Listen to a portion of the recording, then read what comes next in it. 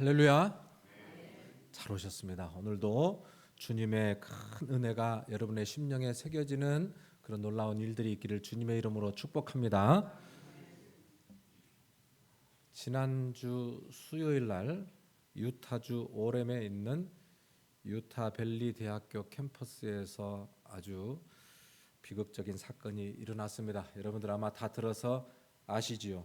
찰리 커크라는 터닝 포인트 USA의 대표를 맡고 있는 이분이 야외에서 공개 질의응답을 하다가 한 청년이 쏜 총에 그 자리에서 즉사하고 말았어요. 이 찰리 커크는 기독교 보수적 성향의 그런 청년 리더로서 차세대에 정말로 하나님께서 귀하게 쓰시겠구나, 저도 이렇게 생각을 하고 있었어요. 대학 캠퍼스를 돌면서 젊은이들의 사상이 무너져가고 있고 성경적 사고에서 멀어져가고 있는 그 불모지 땅에 들어가서 거기에서 성경의 가치, 복음의 진리를 힘있게 외쳤던 그런 선구자적인 삶을 살았습니다. 그런데 그가 많은 지지자들이 지켜보는 가운데에 생을 마감한 것은 정말 가슴 아프고 저도 정말 안타까운 그런 순간이라 생각을 합니다. 우리의 삶에 보면은 도대체 이해되지 않는 그런 순간들이 있습니다. 당장은 설명할 수 없는 비극이에요. 도대체 왜 하나님 이런 일을 이렇게 허락하십니까? 그런데 알고 보면 하나님은 이 순간마저도 하나님께서는 하나님의 뜻을 이루는 과정으로 사용하신다는 거예요. 성경적 관점에서 보면은 결코 모든 일은 우연이 아니고 악이라도 하나님은 그것을 선용하사 하나님의 뜻을 이루는 도구가 되게 하신다는 것을 우리는 믿기에 이 상황 속에서도 하나님은 여전히 하나님의 나라를 힘있게 세워가신다, 우리는 그렇게 믿습니다. 우리가 해야 될 것은 그럼에도 불구하고 순종의 발걸음을 묵묵히 걸어나가는 것이 우리가 해야 되는 일이라 생각합니다. 오늘 본문에 보면 빌립이 바로 이런 상황에 처해 있었어요. 사마리아의 그 놀라운 부흥이 일어났습니다. 우리가 지난주까지 성경을 봤을 때에 스데반의 순교 때문에 박해가 일어났고 박해로 인해서 사마리아까지 성도들이 갔는데 거기에서 복음을 전하자 생각지도 못했던 놀라운 부흥의 역사가 일어났다는 것을 우리가 읽었죠. 그 다음의 이야기가 지금 오늘 우리가 읽은 이 성경의 이야기입니다. 예상치 못한 일이었어요. 말씀 앞에 그들이 회개함으로 또 귀신의 역사가 떠나가고 복음으로 회복이 되는 역사들이 일어났어요. 그런데 하나님께서는 불합리하게도 비합리적이게도 오늘 이 빌립 집사님을 사마리아 성에서 광야로 내보내십니다. 26절에 이렇게 말씀하고 있죠. 주의 사자가 빌립에게 말하여 이르되 일어나 남쪽으로 향하여 예루살렘에서 가사로 내려가는 길까지 가라 하니 그 길은 광야라 그랬습니다. 지금 부흥의 한 중심에 빌립이 서 있었는데 하나님께서 빌립을 명하여서 가사로 내려가는 길로 가라. 그런데 그 길은 어떤 길이었다고요? 광야였다라고 이야기합니다. 광야는 불모지입니다. 아무것도 없습니다. 사람도 없어요. 그런데 하나님께서 지금 잘 나가고 있고 그렇게 하나님의 나라가 이루어져 가고 있는 그 순간에 빌립을 광야로 이끌어 가셨어요. 우리 같았으면은 아니 지금 이렇게 하나님의 놀라운 부흥을 보고 있는데 왜 하나님 광야로 가라고 하시죠? 이렇게 물어볼 수 있잖아요. 근데 빌립 집사님은 오늘 말씀 보니까 전혀 하나님께 대꾸도 하지 아니하고 순종함으로 광야로 나아갔어요. 그런데 그 광야에 하나님이 준비하신 사람이 있었어요. 아프리카에서 왔던 네시 한 사람이었어요. 하나님께서 그 네시와의 만남을 준비해 놓고 계셨어요. 사람들은 늘 머리로 계산을 합니다. 왜 하나님 우리에게 이런 일을 시킵니까? 왜 내가 거기를 가야 됩니까? 라고 질문할 때가 있습니다. 비효율적이고 비상식적이고 이렇게 해서 어떻게 일이 되겠습니까? 라고 하나님께 반문할 수 있습니다. 광야에서 무슨 좋은 일을 보겠다고 사람도 없는 광야로 나를 내보내십니까? 라고 이야기하죠. 그러나 하나님 뭐라 그래요? 다 뜻이 있다. 다 준비해 놓은 일이 있다. 내가 눈여겨보고 있는 한 영혼이 그곳에 있다. 여러분, 여기서 우리가 신앙의 중요한 원리를 발견할 수 있습니다. 상식을 넘어 순종할 때 하나님의 놀라운 역사를 보게 되는 거예요. 순종은 우리의 상식을 뛰어넘어야 순종이 되는 거지, 내 머리에 부합하기 때문에 되는 것은 그건 순종이 아닐 수 있습니다. 진정한 순종은 머리로 다 깨달아지니까 박수치면서 순종하는 게 아니라 다 이해되지 않아도 하나님의 말씀이기에 믿음의 발걸음을 내딛는 것, 이게 진정한 믿음이에요. 그래서 초대교회에 터툴리안이라고 하는 교부가 했던 유명한 말이 있습니다. 나는 불합리한 고로 믿는다 그랬어요. 나는 불합리한 고로 믿는다. 합리적이고 내 머리에 딱 납득이 되니까 믿는 게 아니라 불합리한 거로 믿는다. 이것은 비이성적으로 살아가라는 뜻이 아니에요. 우리의 생각을 뛰어넘어, 하나님은 우리의 계산과 우리의 논리를 뛰어넘어 일하시는 하나님이시라는 것을 믿음으로 고백하는 거예요. 여러분, 십자가 복음이 유대인들에게는 거리끼는 것이었고, 유대인들에게는 거리끼는 것이었고, 헬라인들에게는 미련한 것이었다 그랬어요. 그 누가 봐도 십자가라는 것은 이해되지 않는 일이에요. 그러나 이해되지 않는 비합리적으로 보이는 그 십자가 속에 하나님의 놀라운 구원의 능력이 시작되는 거예요. 우리의 머리로 도저히 하나님의 구원의 방법을 우리는 도저히 알 수가 없습니다. 그래서 이사야서 55장 9절에 이 말씀 있죠. 함께 읽어봅니다. 시작. 이는 하늘이 땅보다 높음같이 내 길은 너희의 길보다 높으며 내 생각은 너희의 생각보다 높으니라. 아멘. 하나님은 창조자시고요, 영원히 계시는 분이고요, 역사의 주관자세요. 우리는 피조물이고요, 죄인이고요, 한순간 사라져버리는 밤의 경점보다도 못한 것이 저와 여러분들의 인생이에요. 그런데 우리의 이 작은 머리로 그 무궁하신 하나님께 나를 설득해 보라고요? 설명해줘도 다 알 수 없는 것이 하나님의 뜻이에요. 그렇기 때문에 믿음은 나의 머리에 의존하는 것이 아닙니다. 하나님의 진리의 말씀, 이 말씀을 하신 신실하신 하나님의 근거를 두고 우리가 그 말씀이기 때문에 걷는 거예요. 성령님이 나에게 오늘 주시는 그 감동, 그 음성이기 때문에 내가 순종으로 나아가는 거예요. 그럴 때 하나님의 역사가 일어나는 거예요. 한국에 있는 제 지인이 신앙생활을 시작했더라고요. 근데 신앙생활을 엄청 아주 그냥 진하게 그렇게 은혜스럽게 합니다. 그래서 그 친구가 직장생활하는데 시간이 하나도 없잖아요. 근데 은혜는 받았고 어떻게 할까? 사역은 하고 싶은데 시간은 없고, 그래서 차일피일 미루고 있다가 한 번은 말씀을 듣다가 그 말씀을 통해서 하나님께서 자기 마음에 이런 음성을 주시는 것 같더래요. 네 시간을 나에게 좀 드려봐라. 이런 딱 음성이 들리는 것 같더래요. 그래서 그렇게 바쁜 중에 그가 주일학교를 섬기기로, 교사로 섬기기로 작정을 했대요. 근데 자기가 보니까 계산상으로 보면 정말로 분주해야 되는데 이상하게 회사에서 일을 하는데도 모든 게 순조롭게 더 효과적으로 일이 진행이 돼서 주일날 교회 가서 주님을 섬기는 일에 조금도 부족함이 없도록 하나님께서 그렇게 은혜를 주시더라. 그래서 순종은 결코 손해보는 것이 아니더라, 이렇게 고백을 했어요. 맞다 그랬어요. 맞다. 순종은 지금 손해보는 것 같은데 결코 손해보는 것이 아니라 그걸 통해서 하나님은 더 엄청난 은혜를 깨닫게 해주시는 것이다. 여러분, 혹시 하나님께서 여러분들에게 주시는 마음이 머리로는 다 이해가 안 되고 내 마음속으로는 불편하고 또 그렇게 하면 손해가 될 것 같아서 외면하고 있고 못 들은 척하고 있는 그런 말씀이 있다면, 여러분 오늘 빌립 집사처럼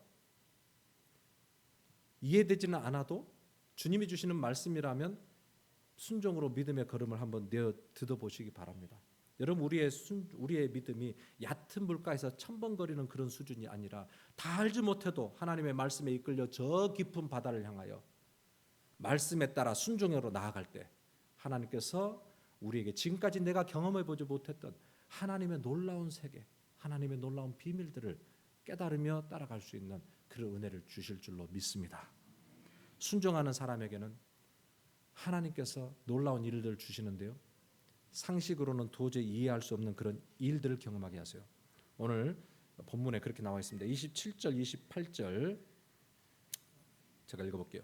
일어나 가서 보니 에디오피아 사람 곧 에디오피아 여왕 간다게의 모든 국고를 맡은 관리인 네시가 예배하러 예루살렘에 왔다가 돌아가는데 수레를 타고 선지자 이사야의 글을 읽더라 그랬죠.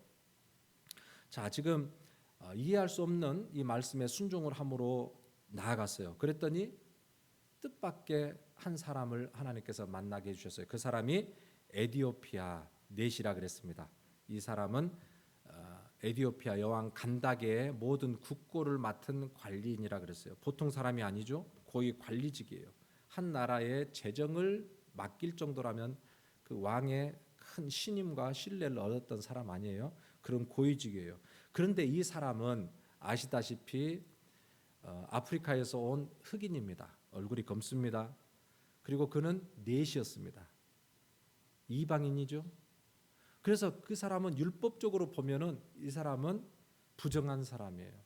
하나님께 나아갈 수 없는 자예요. 자격이 없는 자예요. 근데 그럼에도 불구하고 그 마음속에 하나님을 향한 갈망이 있었어요. 갈증이 있었어요. 그래서 그는 이 예루살렘까지 마차를 타고 와서 예배를 드리고 갈 정도로 그의 마음속에 하나님을 향한 그런 목마름이 있었어요. 그래서 하나님께서 오늘 네시에게 빌립 집사를 보냅니다. 그리고 빌립 집사를 통해서 이 하나님의 나라가 에디오피아에 열리게 되고 또 아프리카 대륙에 복음이 선포되는 그런 놀라운 일들이 일어나게 하셨다는 거예요. 여러분 전승을 찾아보면은 이 네시가 조국으로 돌아가서 복음을 전했다는 기록이 있고 또 에티오피아는 아프리카 나라 중에서 가장 먼저 기독교 복음을 받아들이게 되고 지금도 정교회가 1억 명 넘는 그런 많은 사람들이 신앙을 가지고 있어요. 그래서 여러분 보세요. 한 사람의 변화로 한 나라가 바뀌어지게 되고 한 대륙이 죽게 돌아오는 그런 놀라운 일들이 이루어지게 되는 거예요. 여러분 세상으로는 어떤 원리로 설명할 수 있냐면 나비 효과라는 게 있습니다. 나비 효과.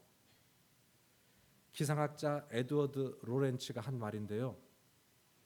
브라질에서 한 마리 나비가 날개짓을 할 때 그 미세한 바람에 움직이고 또 모이고 그 영향으로 인해서 텍사스에서 큰 태풍이 일어날 수 있다라는 이런 원리예요.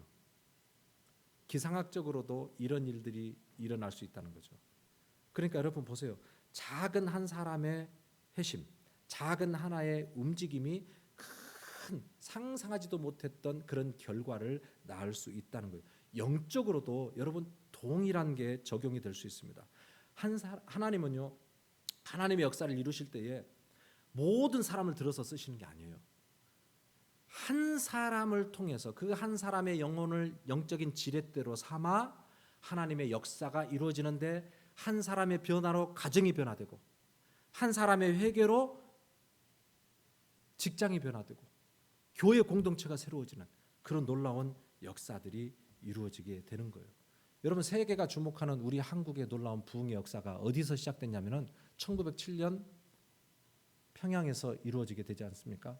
평양 장대영 교회에서 부흥 사경회가 있는 기간 중에 길선주 장로님이 일어나서 성도들 앞에서 자기의 죄를 고백하기 시작합니다. 나는 아간입니다. 나는 내 친구의 돈을 도적질해 먹은 파렴치한 놈입니다라고 성도들 앞에서 자기 죄를 고백하기 시작했어요. 그런데 놀랍게도 그 길선주 장로님의 회개의 고백이 모인 수많은 성도들의 마음을 움직이기 시작했어요. 성령이 그 한 사람의 고백을 통해서 성도들의 마음을 쓰시니까 그들이 내가 죄인입니다. 예수의 십자가의 보혈로 회개하고 거룩하게 되는 그런 놀라운 역사들이 있었어요. 그 순간이 우리 한국교회의 놀라운 부흥의 태동의 순간이에요. 한 사람의 그 고백, 한 사람의 순종, 한 사람의 변화, 이것을 통해서 한 나라가 뒤집어지는 역사가 일어나게 되는 거예요. 하나님은 하나님의 역사를 이루실 때에 한 사람을 붙드시고 하나님의 일을 시작하신다는 거예요.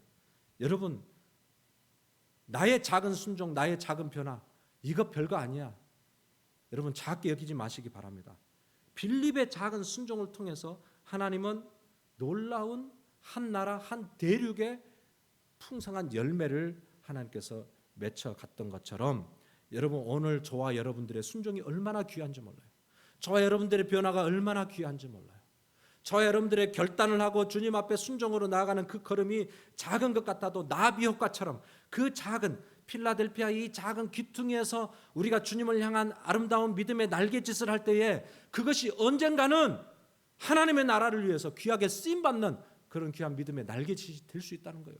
오늘 빌립과 같이 저와 여러분들이 정말 하나님의 은혜에 귀하게 쓰임받을 수 있기를 주님의 이름으로 축복합니다. 빌립의 이 순종은 진리를 갈망하는 한 영혼에게로 다가갔고 또 하나님은 그 영혼을 살리게 됩니다. 29절에 보면 성령이 빌립더러 이르되 이 수레로 가까이 나아가라 하시거늘 그랬어요. 자, 이제 에티오피아 사람을 그 네시를 만나는데 네시가 마차를 타고 이렇게 가고 있어요. 근데 마차를 타고 가는데 달려갔는지 어쨌는지 잘 모르겠습니다. 하여튼 가는 중에 마차를 타고 있는 네시에게 말을 걸었어요. 말을 걸어요. 뭐라 그랬냐면 네가 있는 것을 지금 깨닫느냐? 보니까 성경을 읽고 있거든요. 네가 있는 것을 깨닫느냐? 그러니까 아니 가르쳐주는 네가 없는데 내가 어찌 깨달을 수 있으리요? 그렇게 또 이야기를 하는 거예요. 그리고 빌립을 청하여서 마차 위로 올라오시오. 하나님의 놀라운 이 만남의 순간이죠. 그래서 마차 위로 올라가서 마치 목마른 사슴에게 생수를 먹이듯이 그렇게 하나님의 말씀을 풀어줍니다. 그때 읽었던 말씀이 오늘 우리가 읽었던 말씀이요. 이사야서 53장 7절과 8절을 읽고 있었어요. 도살장에 끌려가는 어린 양처럼 잠잠히 고난받고 있는 그 사람. 죄는 없는데 불의한 재판으로 인해서 생명을 빼앗기고 있으면서도 조금도 반항하지 아니하고 순수히 따라가는 그 사람. 도대체 이 사람이 누구지? 이 내시는 이 사람이 누군지에 대해서 너무너무 궁금하고 있던 차에 빌립을 만났어요. 여러분 우리는 이분이 누군지 아십니다. 이분은 바로 예수 그리스도를 이야기하고 있어요. 이사야서 53장은 고난받는 종 예수 그리스도를 예표하는 그런 구절이에요. 오늘 이 핵심적인 구절을 읽으면서 내시는 그가 누군지를 알지 못했어요. 그래서 34절에 보니까 청컨대 내가 묻노니 선지자가 이 말을 한 것이 누구를 가리킴이냐 자기를 가리킴이냐 타인을 가리킴이냐 그랬어요. 여러분 이것은 단순한 지식적인 질문이 아니에요. 이것은 정말 예수 그리스도가 누구인가라는 복음의 핵심에 대한 그의 고민이었어요. 도대체 이분이 누구인가? 구원은 예수가 누구인가라는 고민에서부터 시작이 됩니다. 도대체 그가 누구인데? 도대체 그가 누구인데 날 위해서 십자가에서 난도질 당하고 찢겨 죽어가면서도 조금도 반항하지 아니하고 그 십자가를 지고 죽어주셨는가? 도대체 예수가 누구인가? 라는 것을 질문하기 시작할 때 그 마음에 진정한 구원의 서광이 비추기 시작하는 것입니다. 구원은 바로 예수 그리스도의 죽으심과 부활이에요. 그래서 이 빌립 집사님이 그 내시에게 그 성경의 말씀을 가지고 쭉 설명을 해 나가기 시작합니다. 구약에서 나타난 예수 그리스도, 그분이 바로 이 땅에 오셨고 우리를 위해서 죽고 부활하셨고 승천하셨다. 그 예수 그리스도의 복음을 증거할 때 그가 예수를 영접하는 놀라운 역사가 일어나게 되고 이 만남을 통해서 한 나라가 변화되고 한 대륙이 죽게 돌아오죠. 사도행전 1장 8절에 오직 성령이 너희에게 임하시면 너희가 권능을 받고 예루살렘과 온 유대와 사마리아와 땅 끝까지 이르러 내 증인이 되려 그랬지 않습니까? 오늘 이 말씀 보세요. 사마리아를 넘어 땅 끝까지 이 복음이 증거되는 놀라운 역사가 있었다는 것을 알 수 있어요. 여러분 하나님은요 많은 사람들이 있지만 하나님의 관심이 있는 사람, 왜 지금 하나님이 내시를 주목해 보셨을까요? 그래서 내시를 바라보면서 이 빌립을 끌어다가 그 바쁜 사역을 하고 있는 빌립을 끌어다가 너 더 중요한 일이 있어, 이 사람 만나야 돼. 빌립을 내시와 만나게 하셨어요. 왜 하나님이 내시에게 주목을 하셨냐 말이에요. 오늘 이 말씀 보면은요, 내시의 마음 속에는, 에디오피아 내시 마음 속에는 정말 하나님을 향한 갈망, 진리를 알고 싶은 그런 갈증이 그 안에 있었다는 것을 우리 하나님은 보셨어요. 그래서 오늘 우리가 읽은 이 본문을 보면은 내시가 성경을 읽고 있었다라는 표현이 4번이나 나옵니다. 성경을 읽고 있었어요. 성경을 읽고 있었어요. 하나님께 대한 목마름, 진리에 대한 목마름이 온통 그를 둘러싸고 있었대요.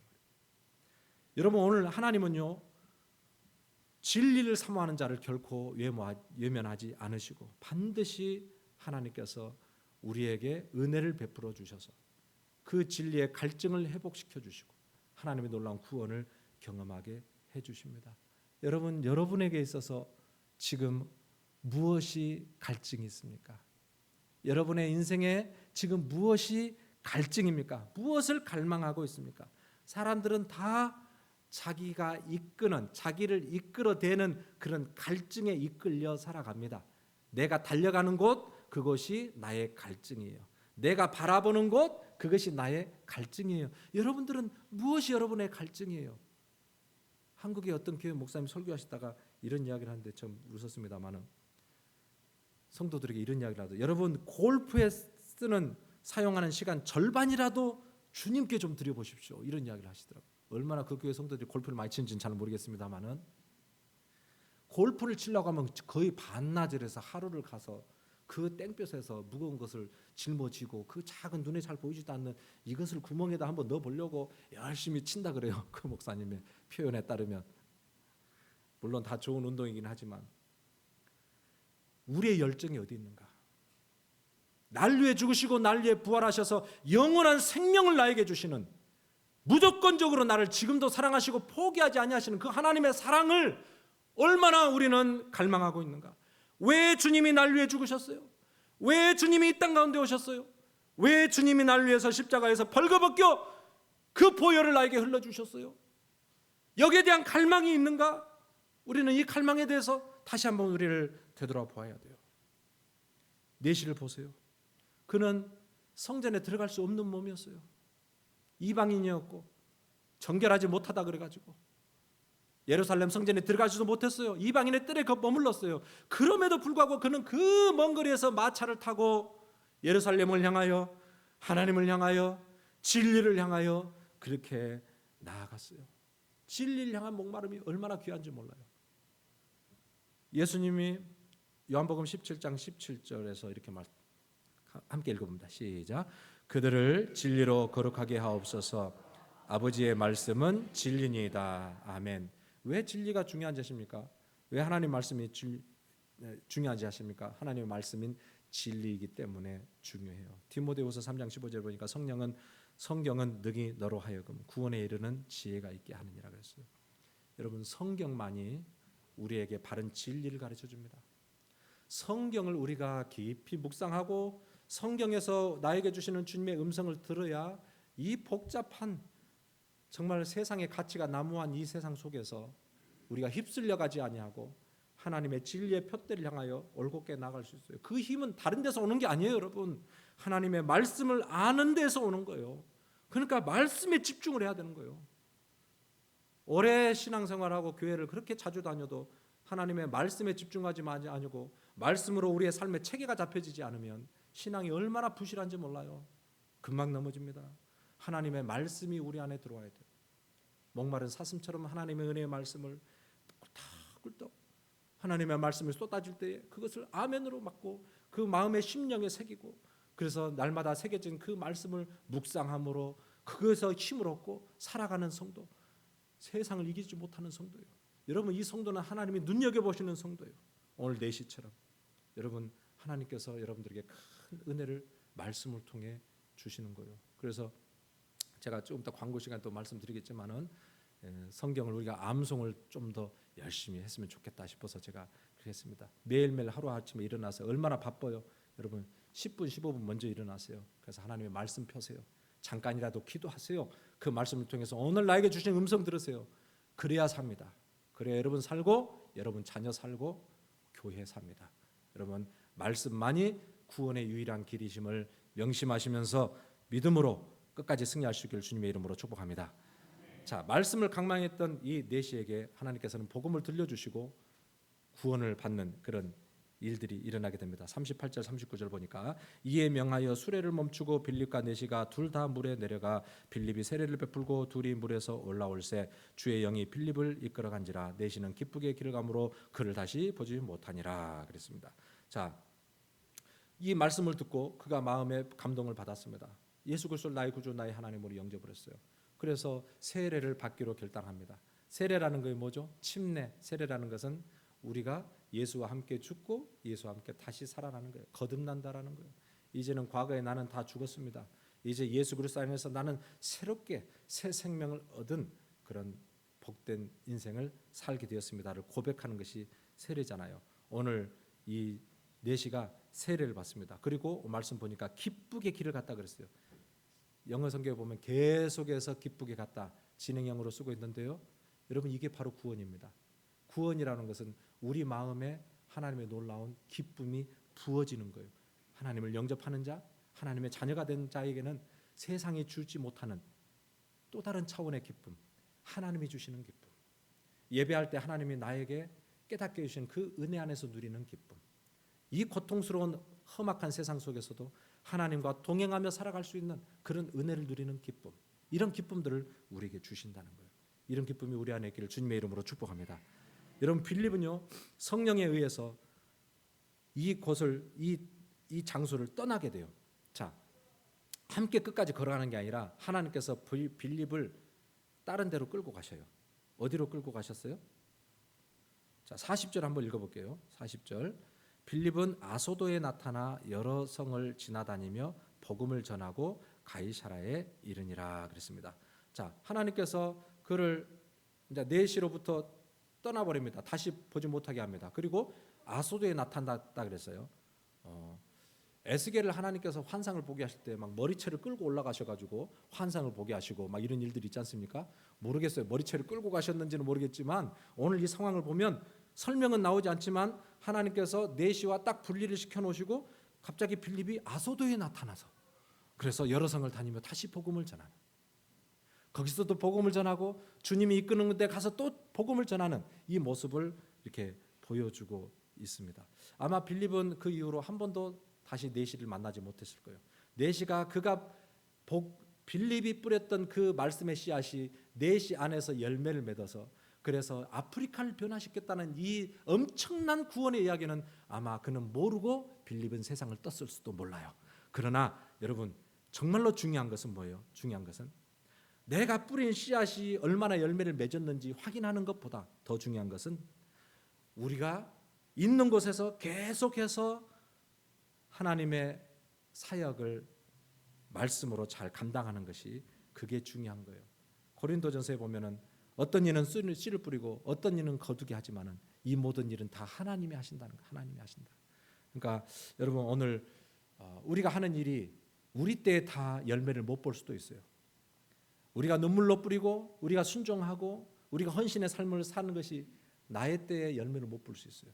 그러나 언젠가는 그 작은 씨앗이 큰 아름드리의 나무가 되어 큰 열매를 맺을 때가 있다. 제가 전에도 말씀드렸듯이 고 이태석 신부가 여러분 그가 생전에는 아무런 열매를 보지도 못하고 죽었어요. 그러나 그가 죽은 이후 10년, 20년이 지났을 때에 그 땅에 그가 뿌린 씨앗이 열매를 맺어서 얼마나 많은 생명들이 주의 종이 되고 의사가 되고 그래서 또 한 알의 밀알이 되어 죽어져가는 그 모습을 우리가 보았습니다. 여러분 오늘 우리가 있는 그곳에서 주님 부르신 그곳에서 우리가 작은 한 알의 씨앗을 계속해서 뿌리는 것, 이것이 하나님 일에 동참하는 성도들의 모습입니다.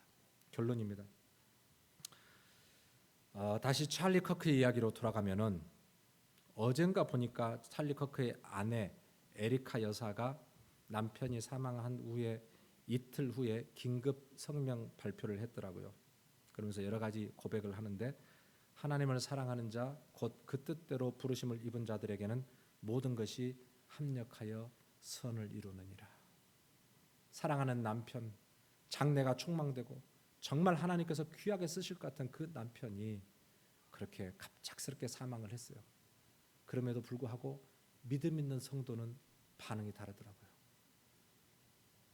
모든 것이 합력하여 선을 이루어 가시는 하나님을 그가 고백을 해요. 그리고 그 남편이 이야기했던 것처럼 절대 포기하지 마십시오 라고 우리 한국에 와서도 외쳤고 또 캠퍼스에서 외쳤던 절대 포기하지 마십시오. 그 말대로 남편이 못 따간 그 길을 내가 걷겠다고 이미 예정되었던 캠퍼스 투어를 자기가 하면서 가는 곳마다 예수 그리스도의 복음과 진리를 증거하겠노라고 이렇게 이야기했던 것을 제가 보게 됩니다. 오히려 커크가 이 세상을 떠나서 우리는 많이 안타까워하지만은 오히려 이 사건을 통해서 그를 알지 못했던 사람들이 도대체 이게 무슨 일이냐 상황을 알게 되고 지금 우리가 살아가고 있는 이 현 시대의 영적인 전쟁이 어떻게 벌어지고 있는지를 알게 되고 그래서 오히려 믿는 자들이 자다가 정신을 깨고 다시 한번 기도하고 일어나서 우리가 있는 곳에서 주눅들지 아니하고 복음을 외치는 역사들이 났어요. 이 미국이라는 땅은 예수 그리스도 복음을 증거하기에 정말 부끄러워하는 그런 땅이 됐어요. 캠퍼스에서 우리 자녀들이 캠퍼스에서 예수 그리스도 이야기도 꺼내지 못합니다. 이런 세상이에요. 여러분 정말 우리가 기도해야 됩니다.